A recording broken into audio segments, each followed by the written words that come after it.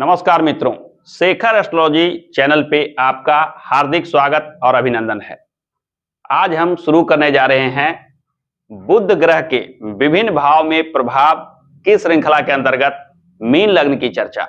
आज हम जानेंगे कि मीन लग्न में बुध क्या प्रभाव रखते हैं एवं मीन लग्न के कुंडली में बुध 12 भाव में विराजमान होकर कहां शुभ प्रभाव देते हैं और कहां अशुभ प्रभाव देते हैं। आइए चर्चा को शुरू करने से पूर्व बुध के बारे में सामान्य बातों को जानें। जैसा कि आप चार्ट में देख रहे हैं कि बुध मिथुन राशि और कन्या राशि, ये दो राशि में स्वराशि के माने जाते हैं, जबकि कन्या राशि में ही बुध उच्च राशि के भी माने जाते हैं। यही बुध मीन राशि में आकर नीच राशि के हो जाते हैं।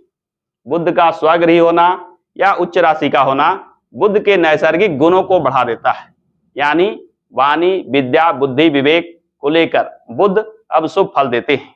वहीं नीच राशि में यदि बुध विराजमान हो तो यह निश्चित मानिए कि बुध के जो नैसर्गिक गुण हैं उसमें कुछ न कुछ कमी आपको देखने को मिलती है। तो आइए चर्चा को प्रारंभ करते हैं और जानते हैं कि बुध के नैसर्गिक गुण क्या क्या होते हैं। जैसा कि आप चार्ट में देख रहे हैं कि बुध व्यापार, वाणी, याददाश्त, वाक शक्ति, लेखन कला, भाषा सीखने सिखाने की कला, भाषा में दक्षता, विद्या, ज्ञान, चतुराई, बुद्धि, चित्रकला हो, शिल्प कला हो या मन की जो शक्ति होती है, यानी एक लाइन में कहा जाए तो बुध को प्लैनेट ऑफ इंटेलिजेंस के नाम से भी जानते हैं। बुध ग्रह ना केवल बुद्धिमत्ता देता है बल्कि बातचीत का जो शैली है या बात संवाद करने की जो शक्ति है उसे भी बुध ग्रह प्रभावित करते हैं। अतः बुध का शुभ होना आपके जीवन में आशा के अनुकूल परिणाम प्राप्त करता है, क्योंकि बुध का शुभ होना, बुध के शुभ प्रभाव से प्रभावित होने से व्यक्ति बात संवाद में कुशल होते हैं, तर्क वितर्क में कुशल होते हैं, बुद्धिमत्ता विशेष रूप से होती है। आइए बुध के बारे में जानते हैं कि मीन लग्न में बुध क्या प्रभाव रखते हैं। जैसा कि आप चार्ट में देख रहे हैं कि मीन लग्न में चतुर्थ भाव और सप्तम भाव, ये दोनों शुभ भाव के स्वामी होकर बुध शुभ प्रभाव देने वाले ग्रह माने जाते हैं।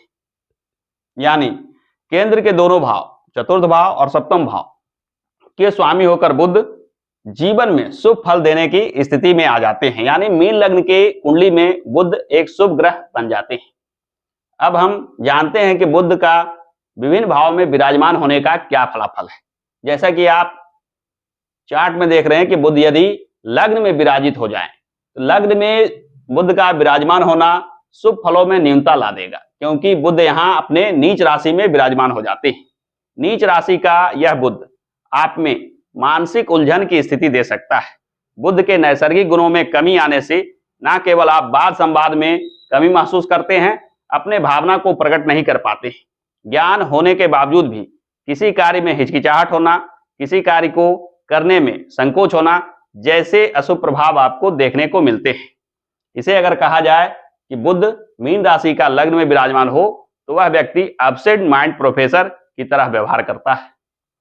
बुध का द्वितीय भाव धन भाव में विराजमान होना बुध के शुभ प्रभाव को कुछ न कुछ बढ़ा देता है, क्योंकि द्वितीय भाव में मेष राशि अग्नि तत्व प्रधान राशि आती है जो बुध के प्रभाव को बढ़ा देता है। आप त्वरित गति से कोई कार्य करते हैं, निर्णय लेते हैं, वाणी हो, बुद्धि हो या बात संवाद की शैली हो, हर मामलों में यहाँ विराजित होकर बुध शुभ प्रभाव देते हैं। बुध का तृतीय भाव में विराजित होना, यह वृष राशि का बुध साहस, पराक्रम, भाई बहनों से लाभ इत्यादि की स्थिति बनाता है, क्योंकि यहाँ विराजित होकर बुध न केवल अपने नैसर्गिक गुणों को बढ़ाते हैं बल्कि यह शुक्र की राशि में विराजित होने से भौतिक सुख सुविधा के भी सहायक होते हैं। अतः तृतीय भाव में बुध का बैठना आपको विशेष लाभ देता है। तृतीय भाव के बाद अगर हम चर्चा करें बुध के चतुर्थ भाव में विराजमान होने की, चतुर्थ भाव में बुध अपने राशि के विराजमान होते हैं और चौथा भाव भूमि, मकान, आवास के साथ साथ माता का भी भाव माना जाता है। इन लोगों का सहयोग सहायता से जीवन में सफलता प्राप्त करते हैं। वहीं अपने राशि का बुध विराजित होने से आपकी मानसिक शक्ति को बढ़ा देता है। आप विशेष बुद्धि का प्रयोग करते हैं, आपकी याददाश्त शक्ति भी बहुत ही अच्छी होती है। आप वाद संवाद हो या किसी विषय में लेखन हो, पाठन हो, इन चीजों में विशेष रुचि रखते हैं, इन चीजों में विशेष लाभ प्राप्त करते हैं। चतुर्थ भाव के बाद चर्चा करें अगर हम पंचम भाव में विराजित बुध के बारे में। यहाँ बुध का विराजमान होना हालांकि शुभ प्रभाव देते हैं, परंतु कर्क राशि का बुध आपको मानसिक रूप से भावनात्मक उतार चढ़ाव ज्यादा देने वाला स्थिति बन जाता है। यानी आप भावनात्मक उतार चढ़ाव के चलते निराशा इत्यादि में भी पड़ जाते हैं। यहाँ बुध आपको कल्पनाशील, दयालु, परोपकारी जैसे गुणों को देता है। हालांकि इस प्रकार के गुणों के वजह से कहीं ना कहीं सफलता में बाधा विघ्न भी खड़ी हो जाती है। पंचम भाव के बाद यदि चर्चा की जाए बुध के छठे भाव में विराजमान होने की, रोग, ऋण, शत्रु का यह भाव बुध के लिए शुभ भाव नहीं माना जाएगा। यहाँ बुध के विराजित होने से आप नर्वस होने का रोग, निराश होने का रोग एवं नकारात्मक सोच विचार जैसे चीजों से प्रभावित होते हैं। आप काल्पनिक भय से भयभीत भी रहते हैं, क्योंकि यहाँ बुध स्थित होने से बुध अपने नैसर्गिक गुणों को तो कम कर देता ही है, अशुभ भाव में विराजित होने से इसके बलाबल में भी कमी आ जाती है। छठे भाव के बाद अगर हम चर्चा करें बुध के सप्तम भाव में विराजमान होने की, सप्तम भाव का बुध अत्यंत श्रेष्ठ स्थिति में विराजित होते हैं, क्योंकि कन्या राशि का यह बुध न केवल स्वगृही होंगे बल्कि उच्च राशि के भी माने जाएंगे। यहाँ बुध के विराजमान होने से बुध अपने नैसर्गिक फलों को तो बढ़ा देता ही है, साथ ही साथ विवाह भाव और दैनिक रोजगार का भाव होने की वजह से इन दो चीजों को लेकर यानी वैवाहिक जीवन या दैनिक रोजगार को लेकर यह बुध काफी सहयोग और सहायता करते हैं। यानी बुद्धि, विद्या और विवेक के बल पे कोई निर्णय आप बनाते हैं वह सटीक होता है, उससे लाभ निश्चित रूप से प्राप्त करते हैं।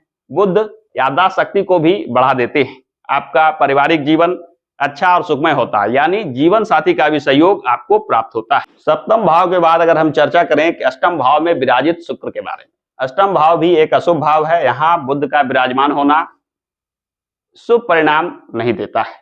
यहाँ बुध का विराजमान होना आपको अंतरात्मा को समझने, जानने की शक्ति तो देता है, परंतु यहाँ बुध का विराजमान होना व्यर्थ के लड़ाई झगड़े में पड़ना, कानूनी विवाद में पड़ना एवं अनावश्यक पारिवारिक मनमुटाव इत्यादि में पड़ना जैसे अशुभ प्रभाव देते हैं। यानी अष्टम भाव में भी बुध शुभ प्रभाव देने की स्थिति में नहीं रह जाते। यदि हम चर्चा करें अष्टम भाव के बाद नवम भाव में बुध के विराजमान होने, यहाँ बुध वृश्चिक राशि में विराजमान होते हैं। वृश्चिक राशि के यह बुध आपको काफी सतर्क बुद्धि वाले बनाते हैं।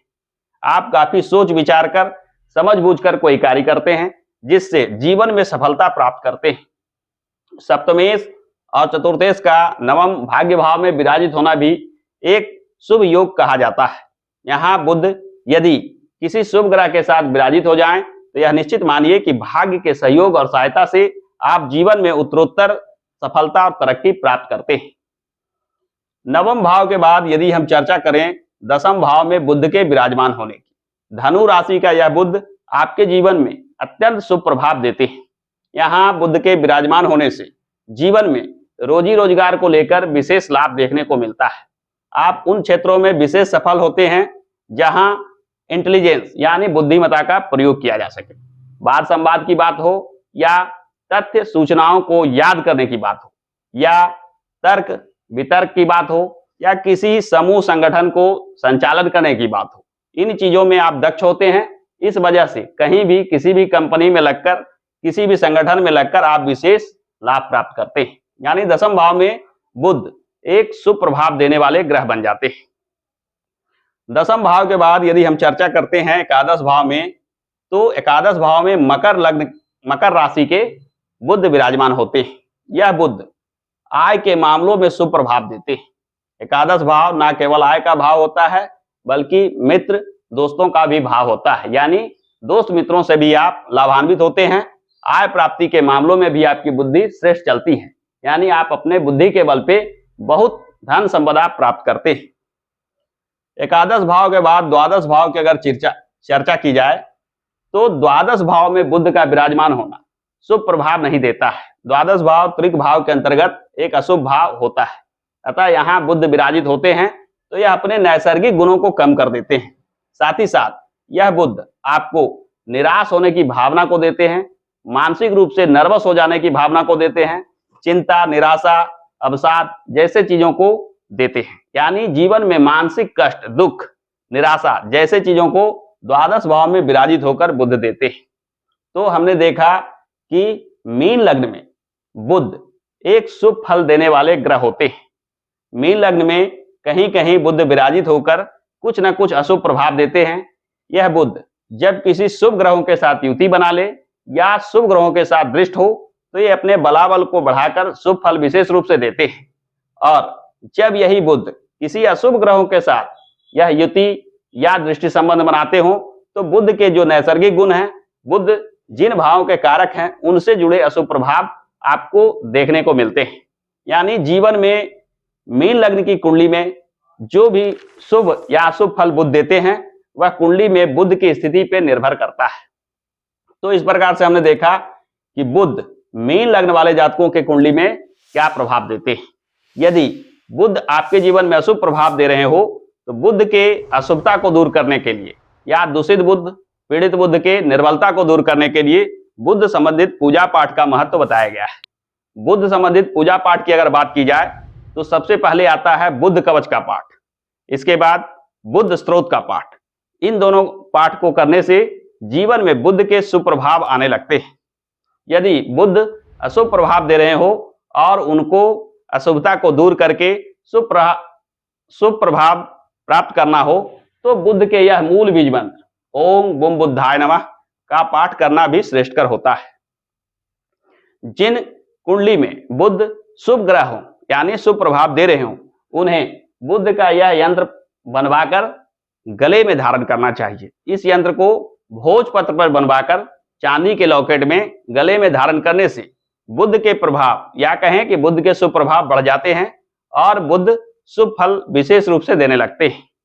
यदि बुध अशुभ प्रभाव दे रहे हो, जीवन में बुध की अशुभता दिख रही हो, यानी कि जीवन में बुध के जो नैसर्गिक गुण हैं जैसे विद्या, बुद्धि, विवेक, वाणी एवं मानसिक सोच विचार की जो शक्ति होती है उसमें आप कमी महसूस कर रहे हो या जीवन में नकारात्मक सोच बढ़ गई हो, निराशा में आ गए हो तो बुध संबंधित वस्तुओं का दान करने का भी महत्व बताया गया है।